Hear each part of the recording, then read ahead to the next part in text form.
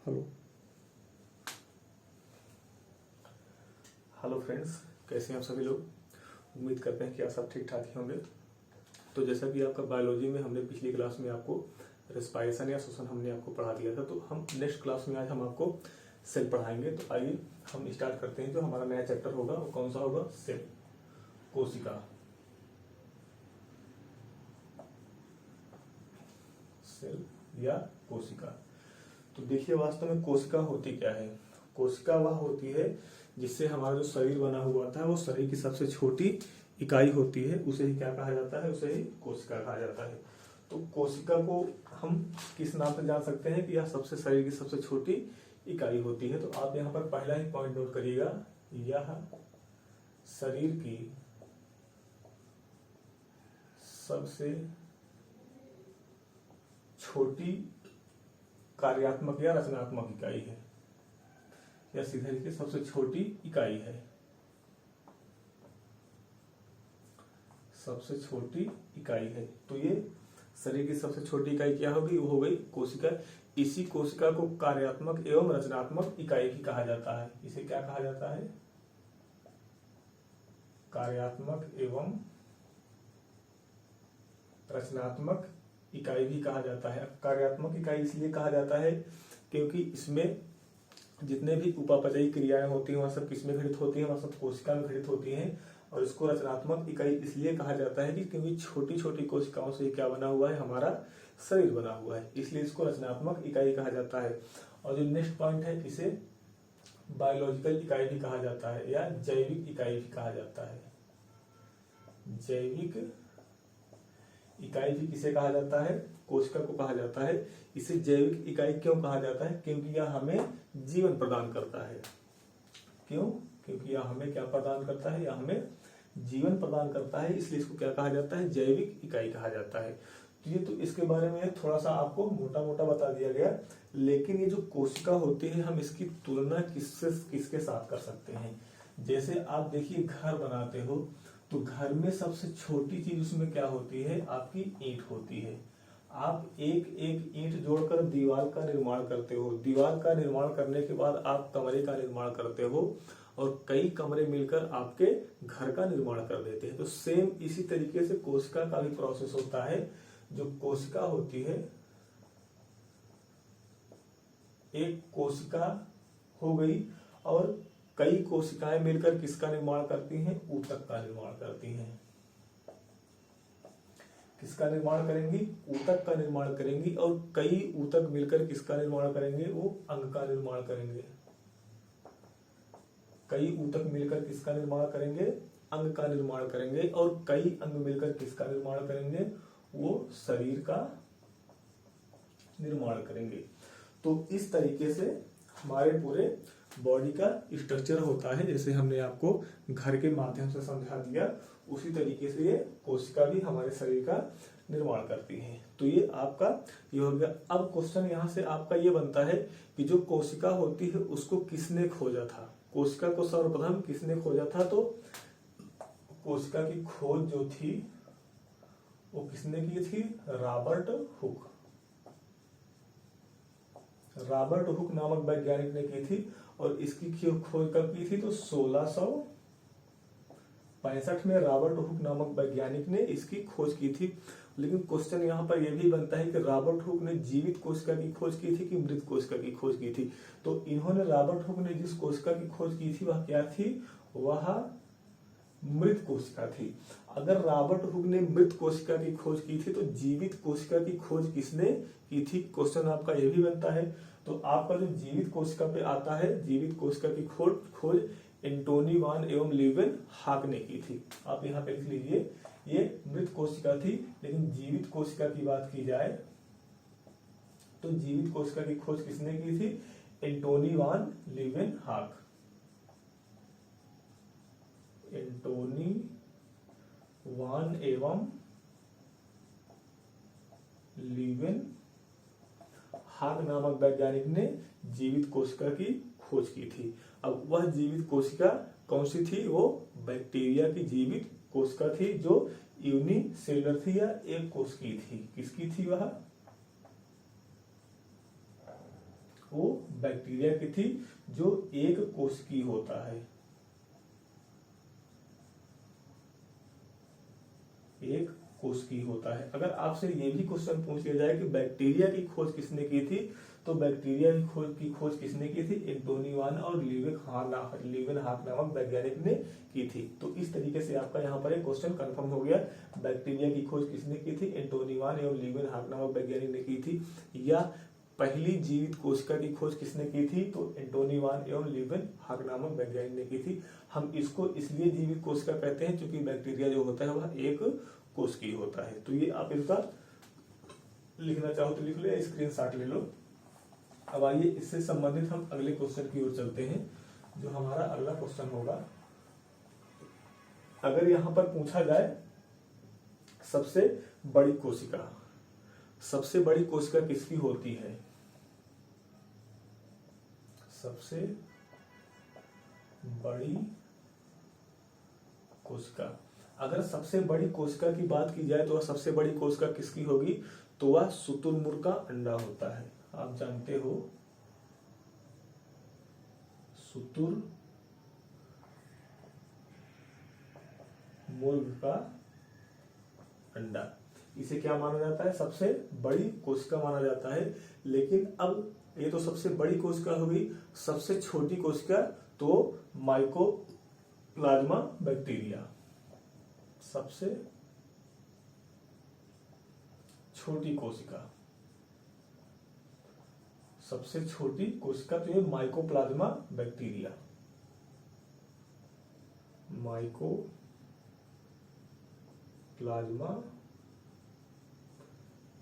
Mycoplasma bacteria, ये इस जीव की सबसे छोटी कोशिका होती है। तो यहाँ पर जो माइकोप्लाज्मा बैक्टीरिया है, एक प्रकार का बैक्टीरिया ही है, लेकिन बैक्टीरिया में भी सबसे छोटा कौन सा होता है, माइकोप्लाज्मा बैक्टीरिया। और अभी हमने आपको बताया कि बैक्टीरिया का होता है वह एक कोशिकीय जीव होता है। तो ये आपकी सबसे बड़ी कोशिका और सबसे छोटी कोशिका हो गई। लेकिन अब यहाँ पर अगर हम आपसे ये पूछे कि सबसे लंबी कोशिका किसकी होती है, ये बड़ी छोटी हो गई, सबसे लंबी कोशिका,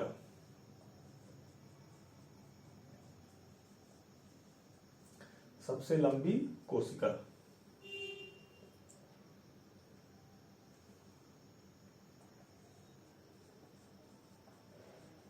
सबसे लंबी कोशिका की बात की जाए, एक मिनट,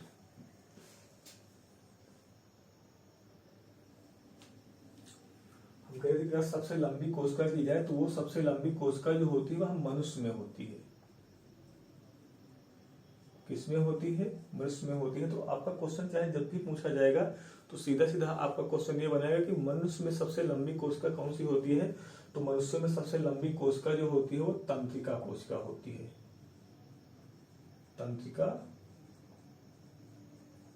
कोशिका होती है। लेकिन मनुष्यों में ही ये पूछा जाए कि सबसे बड़ी कोशिका क्या होती है, सबसे बड़ी कोशिका, ये भी किसमें पूछा जाए, ये भी मनुष्य में ही पूछा जाए। तो जो मनुष्य में सबसे बड़ी कोशिका होती है वह अंड कोशिका होती है। कौन सी होती है, अंड कोशिका होती है। अब ये अंड कोशिका पाई किसके अंदर जाती है, तो ये मोस्टली किसके अंदर पाई जाती है, यह फीमेल के अंदर पाई जाती है। तो आपका मोस्टली फीमेल बहुत कम ही पूछा जाएगा, लेकिन सीधा पूछा जाएगा कि मनुष्यों में सबसे लंबी कोशिका किसकी होती है, कौन होती है, तो वह अंड कोशिका होती है। अब ये बड़ी कोशिका कौन सी होती है, तो वह अंड कोशिका होती है। अब यहीं पर यह क्वेश्चन आपका पूछा जाए कि मनुष्यों में सबसे छोटी कोशिका कौन सी होती है, कौन सी कोशिका सबसे छोटी कोशिका मनुष्य में अगर पूछ लिया जाए तो क्या होता है, वह स्पर्म होता है या शुक्राणु होता है। आपका क्या हो जाएगा, स्पर्म सेल। तो इस तरीके से कोशिकाओं का सबसे बड़ा कोशिका सबसे बड़ी कोशिका कौन सी होगी, शुतुरमुर्ग का अंडा हो गया। सबसे छोटी कोशिका माइकोप्लाज्मा बैक्टीरिया हो गया। मनुष्यों की बात करें तो मनुष्यों में सबसे लंबी कोशिका आपकी तंत्रिका कोशिका हो गई, और मनुष्यों में सबसे बड़ी कोशिका आपका अंड कोशिका हो गया, और सबसे छोटी कोशिका आपकी स्पर्म कोशिका हो गई। तो ये आप इसका स्क्रीनशॉट ले लीजिए। अब हम कोशिका के डिवाइडेशन की ओर चलते हैं, कोशिका का बंटवारा। तो देखिए आपका ये टाइप्स ऑफ सेल हो गया, कोशिका के प्रकार हो गया। तो कोशिका के प्रकार में देखा जाए तो कोशिकाएं दो तरीके की होती हैं, प्रोकैरियोटिक कोशिका और आपका क्या हो जाएगा, यूकैरियोटिक कोशिका। अब देखिए प्रोकैरियोटिक कोशिका को कहा जाता है प्रतिकेंद्रीय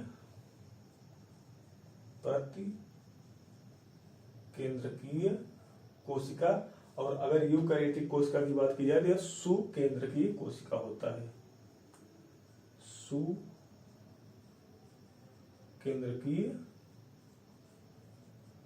कोशिका होती है। तो यह आपकी प्रोकैरियोटिक और यूकैरियोटिक कोशिकाएं हो गई। तो अगर हम बात करें कि प्रोकैरियोटिक कोशिका में कौन कौन सा आएगा, तो ये इसके एग्जांपल क्या हो जाएंगे, आपका बैक्टीरिया हो जाएगा, क्या हो जाएगा आपका, एक तो बैक्टीरिया हो गया, और शैवाल हो गया। शैवाल में केवल एक ही शैवाल आता है जो आपका नीला हरा शैवाल होता है, नीला हरा शैवाल, ये आपका शैवाल में हो गया। और एक आता है आपका आर्की होता है, ये किसमें हो जाएंगे, प्रोकैरियोटिक कोशिकाओं में हो जाएंगे। अब जितने भी बचते हैं सब आपका किसमें हो जाएगा, यूकैरियोटिक कोशिका में हो जाएगा। जैसे अमीबा हो गया, आपका क्या हो गया, अमीबा हो गया, और आपके मनुष्य हो गए, अमीबा हो गया, मनुष्य हो गया, एनिमल हो गया या जंतु हो गया, पेड़ पौधे हो गए, पेड़ पौधे हो गए, ये सब किस में आ जाएंगे, ये सब आपका यूकैरियोटिक कोशिकाओं में आएगा। लेकिन अगर अभी बात यहां से आपसे ये की जाए कि जो वायरस होता है, वायरस को किसके अंतर्गत रखा जाएगा, इसको प्रोकैरियोटिक में रखा जाएगा कि यूकैरियोटिक में रखा जाएगा। क्योंकि हम जानते हैं कि जो वायरस होता है वह सजीव और निर्जीव के बीच की क्या होती है, वह कड़ी होती है। वायरस क्या होता है, वायरस सजीव और निर्जीव के बीच की कड़ी होता है। कहने का मतलब कि जब यह शरीर के बाहर होगा, ये सजीव कब कहलाएगा, शरीर के अंदर। जब यह शरीर के अंदर होगा तो सजीव कहलाएगा, लेकिन जैसे ही शरीर के बाहर होगा क्या कहलाएगा, निर्जीव कहलाएगा। शरीर के बाहर या क्या कहलाएगा, यह निर्जीव कहलाएगा। तो हमने आपसे पूछा कि इसको किसके अंतर्गत रखा जाएगा। तो देखिए जो वायरस होता है, इसको ना तो हम यूकैरियोटिक में रख सकते हैं, प्रोकैरियोटिक में रख सकते हैं, ना तो हम यूकैरियोटिक में रख सकते हैं। यह जिस जीव के अंदर जाएगा, अब वह जीव किसके अंदर आता है, प्रोकैरियोटिक में आता है कि यूकैरियोटिक में आता है, तो वह उसी का आकार ग्रहण कर लेगा। कहने का मतलब यह हुआ कि अगर यह नीला शैवाल के अंदर चला गया तो इसे कौन सा आकार लेगा, प्रोकैरियोटिक का आकार लेगा। अगर यह मान लो कि मनुष्यों के अंदर चला गया तो यह यूकैरियोटिक कोशिका का आकार ले लेगा। तो यहां से आपका क्वेश्चन ये आपका यहां से बनता है। तो इसीलिए कहा जाता है कि अगर इसका अपवाद देखा जाए तो अपवाद के रूप में हम किसको रख सकते हैं, हम वायरस को रख सकते हैं। वायरस को इसलिए रखा जाता है कि यह सजीव और निर्जीव के बीच की क्या माना जाता है, ये कड़ी माना जाता है। तो इस तरीके से आपका यहाँ वायरस तक हो गया। अब देखिए ये जो कोशिका सिद्धांत का प्रतिपादन होता है, कोशिका सिद्धांत का प्रतिपादन किसने किया था, तो यहाँ पर दो वैज्ञानिक थे, एक का नाम था स्लाइडेन और दूसरे का नाम था स्वान। तो हमने यहाँ पर आपको क्या बताया, कोशिका सिद्धांत का प्रतिपादन किसने किया था, स्लाइडेन और स्वान ने किया था। तो आइए अब हम सबसे पहले किसका अध्ययन करेंगे, सबसे पहले हम प्रोकैरियोटिक कोशिकाओं का अध्ययन करेंगे। तो आइए हम उसको स्ट्रक्चर के माध्यम से आपको समझाते हैं कि प्रोकैरियोटिक कोशिकाएं क्या होती हैं। तो ये हमारी प्रोकैरियोटिक कोशिका की ये संरचना है। तो इसमें देखिए आप ये देख लीजिए जो हमारी प्रोकैरियोटिक कोशिका है उसमें जो बाहर की जो परत है ये वाली, इसी को कहा जाता है सेल वॉल। ये इसे कोशिका भित्ति कहा जाता है। इसे क्या कहा जाता है, कोशिका भित्ति कहा जाता है। और इस कोशिका भित्ति का काम क्या होता है, यह जो कोशिका भित्ति होती है यह हमें बाहर के वातावरण से हमें क्या होता है, या बचाता है, ये बाह्य वातावरण से क्या करता है, हमारी रक्षा करता है। ये जो कोशिका भित्ति होती है यह पारगम्य होती है कि अर्धपारगम्य होती है, तो ये क्या होती है, ये पारगम्य होती है। ये क्या होती है, ये पारगम्य होती है। यह हमें बाह्य वातावरण से भी यह बचाती है। तो जो कोशिका ये जो सेल वॉल होती है, कोशिका भित्ति होती है, यह किसमें पाई जाती है, तो ये आपका जो प्लांट्स हो गया, फंगस हो गया और बैक्टीरिया हो गया। क्या क्या इसमें आएंगे, प्लांट्स हो गया, फंगस हो गया और ये आपका बैक्टीरिया हो गया। तो यहाँ पे पूछा यह जाता है कि जो प्लांट्स होता है उसकी कोशिका भित्ति किसकी बनी होती है, तो प्लांट्स की कोशिका भित्ति किसकी बनी होती है, ये सेलुलोज की बनी होती है। या पौधों की कोशिका भित्ति किसकी बनी होती है, सेलुलोज की बनी होती है। और फंगस की पूछा जाए तो फंगस की कोशिका भित्ति किसकी बनी होती है, काइटिन की बनी होती है। फंगस की कोशिका भित्ति किसकी बनी होती है, वो काइटिन की बनी होती है। और बैक्टीरिया जो होता है, बैक्टीरिया की कोशिका भित्ति किसकी बनी होती है, तो या पेक्टिन की बनी होती है। ये किसकी बनी होती है, ये पेक्टिन की बनी होती है। तो पेक्टिन के अंतर्गत आपका क्या आएगा, पेक्टिन के अंतर्गत आपका कार्बोहाइड्रेट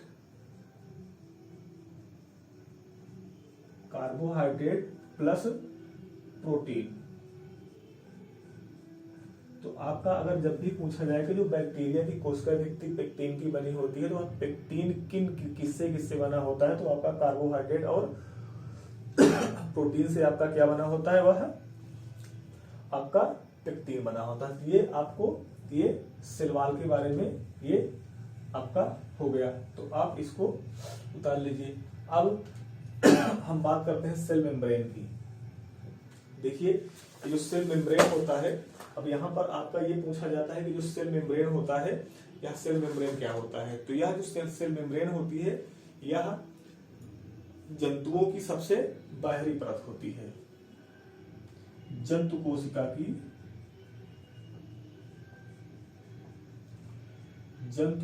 की बाह्य परत क्या होती है, जंतु कोशिका की बाह्य परत होती है। लेकिन यह किसकी दूसरी परत होती है, तो यह आपका प्लांट्स, फंगस और बैक्टीरिया, ये प्लांट्स, फंगस एवं बैक्टीरिया, इन सब की क्या होती है, यह दूसरी परत होती है। और पूछा जाता है कि जो आपकी सेल वॉल होती है, ये जो आपकी सेल मेम्ब्रेन होती है, ये किसकी बनी होती है, तो यह लिपोप्रोटीन की बनी होती है। किसकी बनी होती है, यह लिपोप्रोटीन की बनी होती है। कौन बनी होती है, सेल मेम्ब्रेन। और यह जो सेल मेम्ब्रेन होती है, यह कैसी होती है, यह अर्ध पारगम्य होती है। जो सेल मेम्ब्रेन आपकी होती है कैसी होती है, यह अर्ध पारगम्य होती है। अर्ध पारगम्य इसलिए होती है कि इसमें जितने भी न्यूट्रिएंट्स होते हैं, इस कोशिका के अंदर जितने भी न्यूट्रिएंट्स होते हैं, वह इसी सेल मेम्ब्रेन के ही माध्यम से एक कोशिका के द्वारा दूसरे कोशिका में क्या होते हैं, वे प्रदान होते हैं। इसलिए इसको कहा जाता है कि यह क्या होती है, अर्धपारगम क्या होती है, झिल्ली होती है। और आपका ये भी पूछा जाता है कि जो लिपोप्रोटीन होता है, इसमें कौन कौन से तत्व मिले होते हैं। तो लिपोप्रोटीन में आपका फैट होता है, fat plus protein, fat plus protein मिलकर किसका निर्माण करते हैं, लिपोप्रोटीन का निर्माण करते हैं। तो यहाँ पर हमने आपको दो चीजें बता दिया, आपका एक तो सेल वॉल हो गया और दूसरा आपका सेल मेम्ब्रेन हो गया। तो आप इसका स्क्रीनशॉट ले लीजिए, हम इसको डिलीट करके आगे की ओर चलते हैं, जो हमारा अगला फंक्शन होगा। आइए हम अगले पार्ट की ओर चलते हैं। देखिए जो हमारा अगला पार्ट होगा वह क्या होगा, साइटोप्लाज्म होगा, जिसे क्या कहा जाता है, कोशिका द्रव्य। कहने का मतलब कोशिका में जो लिक्विड टाइप पदार्थ भरा होता है उसे क्या कहा जाता है, साइटोप्लाज्म कहा जाता है। इसे कोशिका द्रव्य कहा जाता है। तो ये जो कोशिका जो साइटोप्लाज्म होता है, यह क्या होता है, लिक्विड पार्ट ऑफ सेल, या मतलब कि इसी को क्या कहा जाता है, कोशिका द्रव्य कहा जाता है। तो अब पूछा जाता है जो कोशिका द्रव्य होता है यह बना किसका होता है, तो यह साल्ट नमक और पानी का बना होता है। यह किसका बना होता है, नमक प्लस यह पानी का क्या होता है, एक प्रकार का घटक होता है। अब इसका काम क्या होता है, इसका काम यह होता है कि सेम कोशिका के अंदर या एक ही जैसी कोशिका के अंदर जो पोषक पदार्थ होते हैं उन्हीं का क्या होता है, आदान प्रदान होता है। कहने का मतलब कि कोई पोषक पदार्थ यहाँ पर है तो वह यहाँ पर कैसे आएगा, वो पोषक पदार्थ यहाँ पर कैसे आएगा, तो वह किसके द्वारा आएगा, वह साइटोप्लाज्म या कोशिका द्रव्य के ही माध्यम से आएगा। अब इसमें अगर पूछा जाए कि इसमें कौन सा रेस्पायरेशन होता है, एरोबिक रेस्पायरेशन होता है कि अनएरोबिक, या वायवीय रेस्पायरेशन होता है कि अवायवीय रेस्पायरेशन होता है, इसमें अवायवीय श्वसन होता है, अवायवीय श्वसन होता है।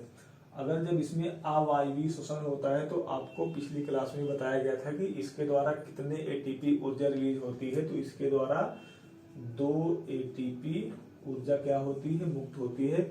लेकिन बनती कितने एटीपी है, तो यह कितने एटीपी बनती है, यह 4 एटीपी ऊर्जा बनती है, लेकिन बचती कितनी है, सिर्फ 2 एटीपी बचती है। और 2 एटीपी क्या होती है, वह उसके बनने में ही क्या हो जाती है, वो मुक्त हो जाती है। तो ये आपका क्या हो गया, आपका ये कोशिका द्रव्य हो गया। आइए अब चलते हैं क्रोमोसोम की ओर।